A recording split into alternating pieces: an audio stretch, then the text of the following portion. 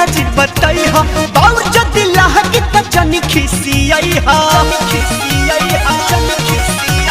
बतिया को पूछता नी राजा जी बताई हो बाउर जदी लहगी त जनी खिसियाई हो तातला पूरी खाए देहे बहुत की ना तातला पूरी खाए देहे बहुत की ना यारा के हो खोता पिया है करे जाऊं ने बताया ही तो जायते बहुत की ना ने बताया ही तो जायते बहुत की ना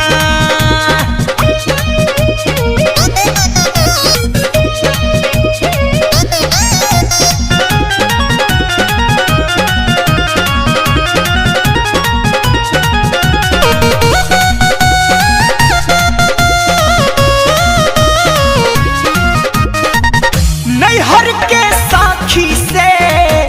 चलल बह पता हो काटिल के आई घरे हमारा पूछता हो नैहर के साखी से चलल बह पता हो काटिल के आई घरे हमारा पूछता हो अंतिम मिलन हो भेटाए के बाकी ना अंतिम मिलन हो भेटाए के बाकी ना यारा के हो खोता दिया है करे जाऊं ने बताया ही तो चाहते बहुत की ना हो ने बताया ही तो चाहते बहुत की ना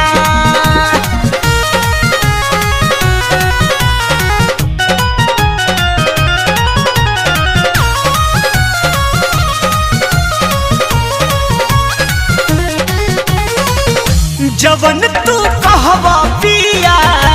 उहे माना महो ह तोहरा बादे बाड़े गुलू सदा काम हो जवन तू कहवा पिया उहे माना महो ह तोहरा बादे बाड़े अपू सदा काम हो कनिया के जुड़ाए देहे बहुत की ना बोला कनिया के कर जुड़ाए देहे बहुत की ना सोना जी के हो खोता दिया है करे जाऊं ने बताया ही तो जाए दे बहुत की ना हो ने बताया ही तो जाए दे बहुत की ना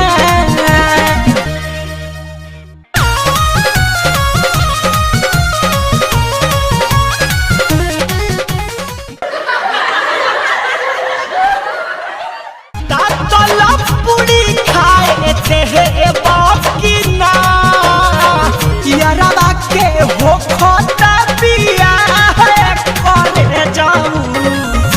ने बताया ही तो जायते बहुत की ना